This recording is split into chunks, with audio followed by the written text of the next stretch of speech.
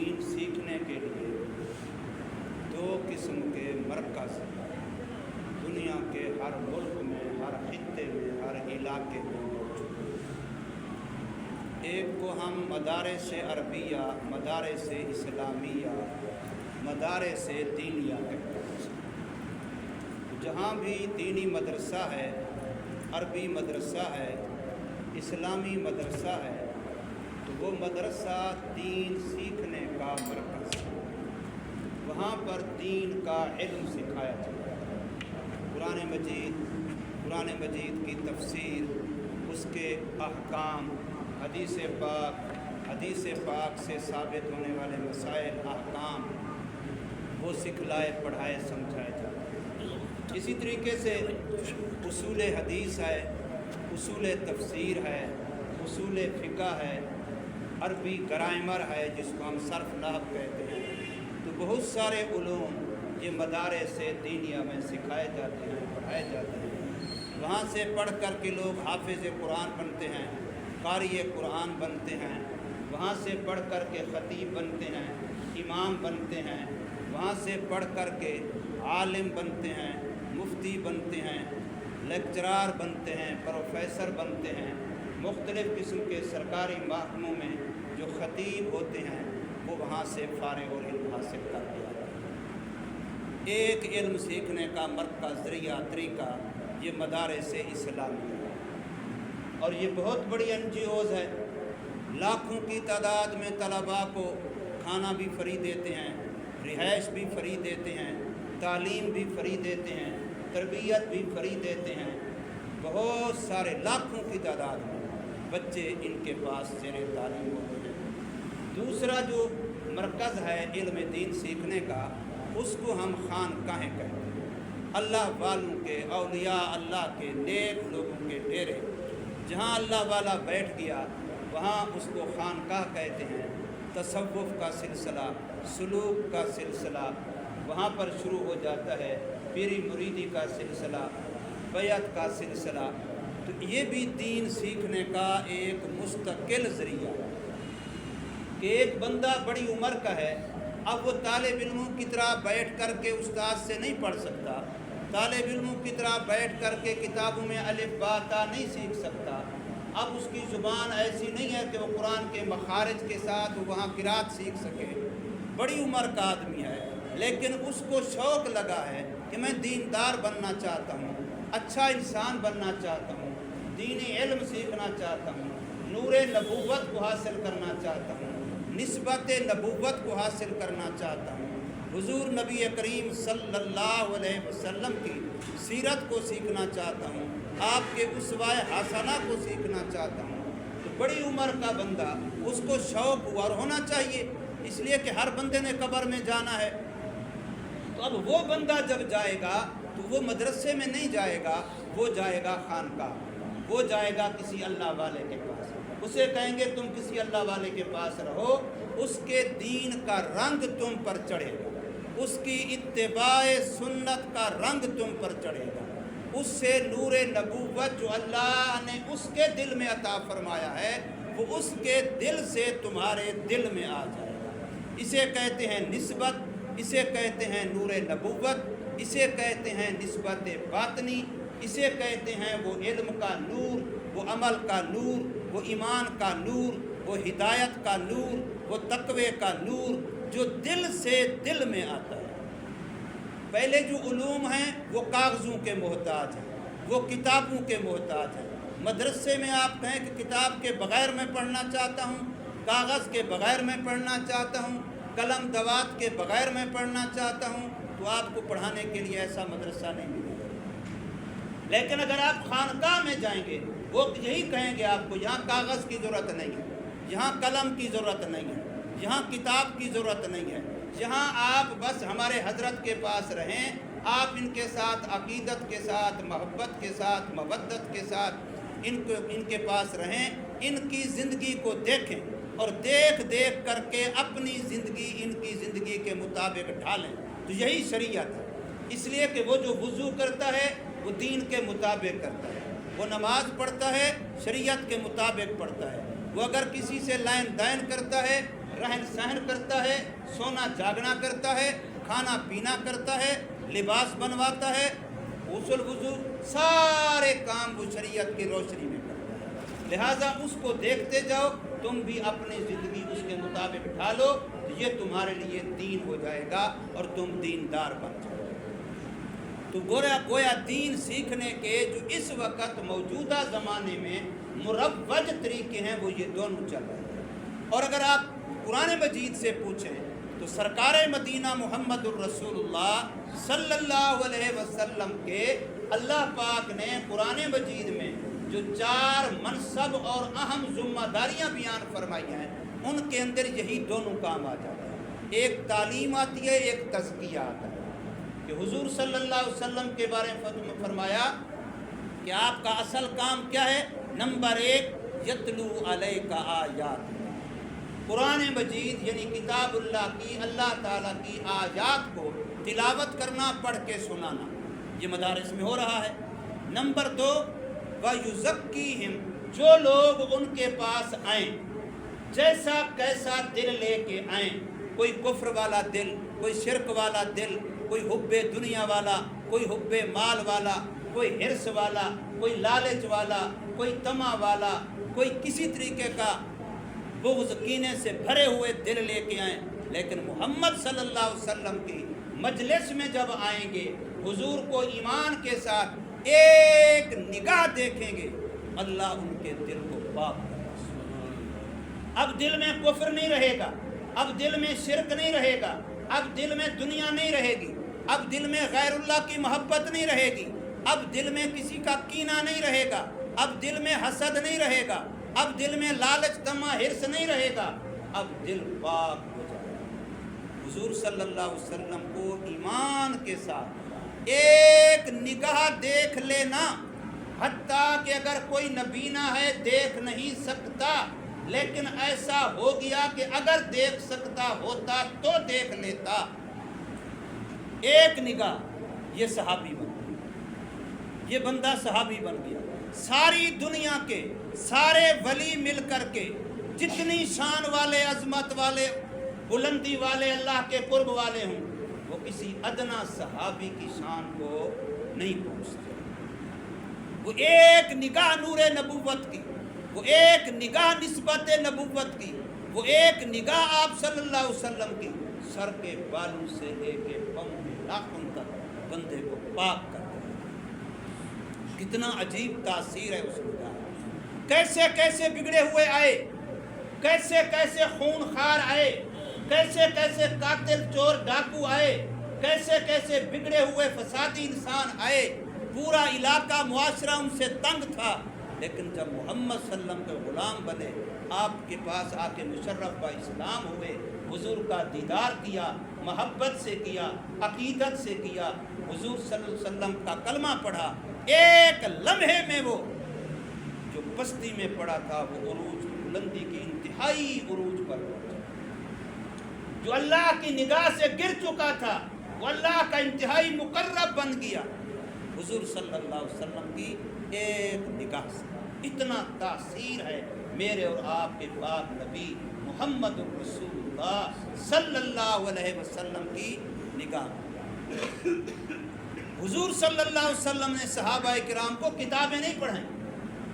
आप देखें, पूरी सीरत पढ़े, हुजूर सल्लल्लाहु अलैहि वसल्लम ने सहाबा किराम को कोई निसाब नहीं पढ़ाया। जैसे आजकल हमारे यहाँ तालीम होती है, निसाब होता है, मैट्रिक तक का है, मिडिल तक का है, एफए तक का है, बीए तक का है, एमए तक का है, मदारिस के अंदर निसाब है। ये निसाब कोई एक भी रसूलुल्लाह सल्लल्लाहु अलैहि वसल्लम ने नहीं पढ़ाया। सिर्फ ये कि आ जाओ, मेरे पास आ जाओ, बस अकीदत इख्तियार कर लो, ज़िद छोड़ दो, मुखालफत छोड़ दो, बगावत छोड़ दो, नाफरमानी छोड़ दो, हुजूर के हो जाओ। एक लम्हे में ऐसा पाक फरमा दिया, फरमाया वयुज़क्कीहिम, सिर्फ ज़ाहिर को नहीं बातिन को भी पाक कर दिया, दिल को भी पाक कर दिया, अंदर को भी पाक कर दिया, कुफ्र से भी पाक, शिरक से भी पाक, हसद से भी पाक, गीबत से भी पाक, चुगली से भी पाक। जितने गुनाह हैं, जिना, शराब, फलां, सब से पाक कर दिया। मोहम्मद करीम सल्लल्लाहु अलैहि वसल्लम की एक निगाह। तो इस वक्त दीन के सीखने के ये दो मरकज़ हैं। एक तो कहते हैं हम ज़हरी उलूम सिखाने की जगह, जिनको मदारिस अरबिया इस्लामिया दीनिया कहते हैं। एक को कहते हैं बातनी उलूम सीखने की जगह, जिनको हम खानकाहें कहते हैं, अल्लाह वालों के डेरे कहते हैं, अल्लाह वालों की जगह कहते हैं। जहाँ अल्लाह वाले बैठे हैं वहाँ कोई भी जाता है तो वो दीनदार बन जाता है। मैं इस पर सिर्फ दो बातें सुनाना चाहता हूँ। हज़रत उमर रज़ी अल्लाह अन्हु का तारुफ तकरीबन हर मुसलमान, ज़माना कुफ्र में भी इसकी बहादुरी बड़ी मशहूर थी, इस्लाम की दुश्मनी बड़ी मशहूर थी। पूरे मक्के में जब अहले मक्का के सारे कुंबे कबीले इकट्ठे हुए कि अलियाज़ु बिल्लाह मोहम्मद सल्लम को कत्ल कर दिया जाए, तो अब सवाल पैदा हुआ कि करेगा कौन? कुरैश के ख़ानदान का एक फ़र्द है, कोई मामूली बात नहीं। काबा के मुतवल्ली लोग हैं, पूरी दुनिया में इनका तारुफ है, सारी दुनिया इनसे मोहब्बत करती है। अबू तालिब का भतीजा है, अब्दुल मुत्तलिब का पोता है, कौन इसको कत्ल करेगा? तो पूरे मक्के नहीं, सारे काफिरों की निगाह हज़रत उमर पर कि अगर ये काम कर सकता है तो ये बंदा कर सकता है। और ये वाक़या आपने सुना कि हज़रत उमर ने बाकायदा तलवार ली और इस इरादे से कि मैं कत्ल करके आऊँगा, उनसे इनाम मुकर्रर करा के चल पड़ा। फिर जो वाक़या हुआ आपने सुना कि रास्ते में पता चला कि जिस कुरान वाले को तुम कत्ल करने जा रहे हो वो कुरान तुम्हारे घर में पहुंच चुका है, तुम्हारी बहन भी मुसलमान हो चुकी है, तुम्हारा बहनोई भी मुसलमान हो चुका है। पहले अपने घर की तो खबर लो, फिर उनके पास जाना। अब बहन बहनोई के पास गए, वहाँ का वाक़या आपने सुना, दोनों को मारा, उनके साथ लड़े, गुस्सा किया, बहन को थप्पड़ मारे। लेकिन वो भी हज़रत उमर की बहन थी, कहने लगी कि जिस माँ का दूध तूने पिया है मैंने भी उसी माँ का दूध पिया है। अगर तू कुफ्र पर इतना पक्का हो सकता है तो मैं मोहम्मद की ग़ुलामी में इतना पक्की हो सकती हूँ। मेरी जान तो तू ले सकता है लेकिन ईमान है नहीं ले सकता। तो फिर हज़रत उमर ने फरमाया चलो वो कलाम मुझे भी तो सुनाओ, जो कलाम तुम पढ़ रहे थे वो मुझे भी तो सुनाओ। तो बहन ने कहा कलाम तो सुनाएंगे लेकिन पहले पाक तो हो, पहले गुस्ल करो, पहले कपड़े बदलो, पहले कुफ्र से पाक हो, फिर कुरान सुनाएंगे। अब कुरान सुना, सूरत ताहा 16 से 12, उसकी पहली कुछ आयतें सुनी, पूरी सूरत भी नहीं सुनी। मुसलमानों हम भी कुरान सुनते हैं, 30 पारे पूरे सुन लेते हैं, झूठ फिर भी नहीं छोड़ते, ग़ीबत फिर भी नहीं छोड़ते, रिश्वत फिर भी नहीं छोड़ते, सूद फिर भी नहीं छोड़ते, बहनों का हक मारना फिर भी नहीं छोड़ते, गुनाह फिर भी नहीं छोड़ते। हज़रत उमर ने पूरा कुरान नहीं सुना, एक सूरत की सिर्फ कुछ आयतें सुनी। फरमाया अब मुझे मोहम्मद की ग़ुलामी में जब वहाँ आए तो पहले अफवाह फैल चुकी थी कि उमर तैयार हो गया मोहम्मद को कत्ल करने के लिए। आज़ो बिल्ला, हुजूर सल्लल्लाहु अलैहि वसल्लम अकेले एक जगह पर हैं, सहाबा किराम के साथ हैं। पता चला कि वो आ रहा है और तलवार भी हाथ में है। तो हुजूर सल्लम के चच्चे हज़रत अमीर हमज़ा सैयद शुहदा जो ग़ज़वा उहद में शहीद हुए थे, वहाँ उनकी कब्र है उहद पहाड़ के साथ। उस वक़्त वो मुसलमान तो हो चुके थे, हुजूर सल्लम के पास थे, तो फरमाने लगे कोई बात नहीं, आने दो, अगर वो आ रहा है मारने के लिए तो फिर हम भी मौजूद हैं हुजूर पर कुर्बान होने के। अगर नीयत सही से आएगा तो इस्तकबाल करेंगे, और अगर नीयत गलत से आएगा तो तलवार भी उसी की होगी, गर्दन भी उसी की, फिर हम भी ऐसा करेंगे। वो आए और हुजूर सल्लल्लाहु अलैहि वसल्लम के कदमों में गिर गए, कलमा पढ़ा। कलमा पढ़ने के बाद फरमाया कि पहले इबादत छुप के होती थी, जहाँ होती थी आज़ान के बग़ैर होती थी, आज़ान आवाज़ से नहीं होती थी, नमाज ज़हर ज़हूर नहीं होती थी। अब उमर इस्लाम लाया है, अब नमाज काबे में पढ़ेंगे, अल्लाह का घर खुलेगा और इबादत करेंगे, नमाज होगी, अजान होगी। ऐलान जाके किया कि उमर मुसलमान हो गया, इस्लाम को उमर मिल गई। उमर का माना ज़िंदगी है, तो इस्लाम को ज़िंदगी मिल गई है, उमर मुसलमान हो गया है। अब वो आए रोकने के लिए जो पहले फैसला करे कि बीवी को बेवा कराना है और बच्चों को यतीम कराना है। बहरहाल میں عرض یہ کر رہا ہوں حضرت عمر کے 2 واقعے ہیں. ایک واقعے کے موقع پر حضرت عمر فرماتے ہیں رضی اللہ تعالیٰ عنہ، میرے آقا نے ارشاد فرمایا، لوگو ایمان کامل اسی کا ہے جس کو میں اپنی جان سے بھی زیادہ پیارا ہوں. حضور نے فرمایا ایمان اسی کا کامل ہے میری امتیوں جس کو میں اپنے آپ سے، ماں باپ سے، اولاد سے، مال و زر سے، دھن دولت سے، حتیٰ کہ اپنی جان سے بھی زیادہ محبوب اور پیارا ہوں. وہ مومن ہے کامل، ورنہ ایمان میں نقص ہے. حضرت عمر فرماتے جب حضور نے فرمایا تو میں بے تکلف آدمی تھا، میں نے کہہ دیا یا رسول اللہ آپ بڑے پیارے ہیں، لیکن اگر خدا نہ خواستہ میری جان پر بن گئی نا تو میری جان سے زیادہ پیارے نہیں ہیں.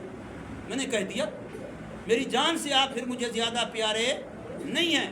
میں نے یہ کہا رسول اللہ صلی اللہ علیہ وسلم نے مجھے کوئی کتاب نہیں پڑھائی، کوئی حدیث نہیں سکھائی، کوئی درس نہیں دیا، صرف اپنا دست مبارک میرے سینے پر ایسے میرے سینے پر ہاتھ پھیرا، فرمایا اب بتا عمر.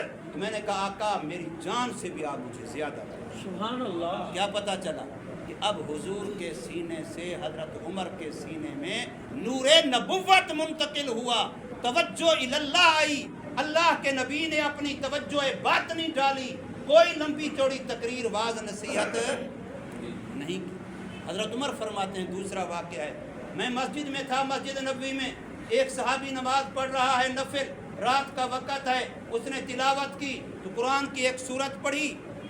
وہ اس طریقے سے پڑھی جیسے میں پڑھتا تھا، اس کے علاوہ پڑھی. سورت وہی مجھے بھی یاد تھی لیکن میں اور طرح پڑھتا تھا، اس نے اور طرح سے پڑھی. تو مجھے غصہ لگا کہ یہ قرآن غلط پڑھ رہا ہے. میرے دل میں آیا کہ ایسے نماز پڑھتی حالت میں کپڑا اس کی گردن میں ڈالوں اور اس کو مروڑ کر کے محمد صلی اللہ علیہ وسلم کے دربار میں لے جاؤں، یہ تو قرآن غلط پڑھ رہا ہے. لیکن میں نے برداشت کیا، چلو نماز پوری کر لیں. جو ہی نماز ختم کی تو میں نے کپڑا گردن میں ڈالا اور کپڑے کو مروڑا اور ساتھ لے گیا حضور صلی اللہ علیہ وسلم کی محفل میں. حضور نے دیکھا کیا ہو گیا عمر، کیوں غصے ہے؟ یا رسول اللہ یہ قرآن غلط پڑھ رہا ہے، ابھی تو آپ زندہ ہیں، آپ کے ہوتے ہوئے قرآن غلط پڑھ رہا ہے، میں کیسے برداشت کر لوں؟ اچھا عمر چھوڑ دیجئے. چھوڑ دیا. ہاں بھی سنا کیسے پڑھ رہا تھا. اس نے سنایا. جب اس نے سنایا تو حضور نے فرمایا ہاکذا انزلت، ایسے ہی اترا ہے، یعنی گویا اس نے ٹھیک پڑھا ہے. اچھا بھی عمر تو سنا، یہی صورت تو سنا. اب حضرت عمر نے سنائی، اس نے ویسے سنائی جیسے اس نے یاد کی تھی. حضور نے پھر فرمایا ہاکذا انزلت، ایسے بھی اترا ہے. کیونکہ قرآن مجید 7 قراتوں میں اترا ہے. 7 قرات تو جانتے ہو نا، قرآن مجید عرب کی 7 لغتوں میں اترا ہے. اور اب بھی ہمارے پاس جو نسخہ موجود ہے یہ 7 طریقوں پر پڑھا جا سکتا ہے. وہ بھی ٹھیک پڑھ رہا ہے، آپ بھی ٹھیک پڑھ رہے ہیں. حضرت عمر فرماتے ہیں مجھے اور زیادہ تشویش ہو گئی، ایک ہی قرآن ہے، وہ بھی ٹھیک یہ بھی ٹھیک، یہ کیسے؟ یا وہ غلط یا یہ غلط، دونوں ٹھیک کیسے ہو سکتے ہیں؟ تو میرے دل میں تردد ہوا. اب اس تردد کے وقت بھی میرے آقا نے مجھے کوئی تقریر نہیں سنائی، کوئی حدیث نہیں سنائی، بس میرے سینے پر ہاتھ پھیرا. جو ہی ہاتھ پھیرا تو میرے سارے شکوک و شبہات ختم ہو گئے اور فوراً میرے دل میں شرح صدر ہو گیا، دل مطمئن ہو گیا. میں ان واقعات سے بتانا یہ چاہتا ہوں کہ میرے بھائیوں یہ جو الف با والا علم ہے یہ بھی علم ہے، لیکن اللہ والوں کے پاس جو دل سے دل میں علم آتا ہے، جس کو نور نبوت کہتے ہیں، جس کو توجہ اللہ کہتے ہیں، جس کو توجہ شیخ کہتے ہیں، جو پیر ہوتا ہے، متبع سنت اللہ والا ہوتا ہے، وہ اس کے پاس آپ جب بیٹھتے ہیں بظاہر وہ تقریر نہیں کر رہا، بالکل خاموش بیٹھا ہوا، لیکن قریب بیٹھنے والوں کے دل پر اللہ کی رحمت کی بارش ہو رہی ہے. یہ کوئی معمولی بات نہیں. اس لیے فرمایا ہے کہ اللہ والوں کے ساتھ بیٹھنا یہ بہت بڑی نعمت ہے. اللہ تبارک و تعالی ہمیں سمجھ نصیب فرمائے، عمل کی توفیق دے.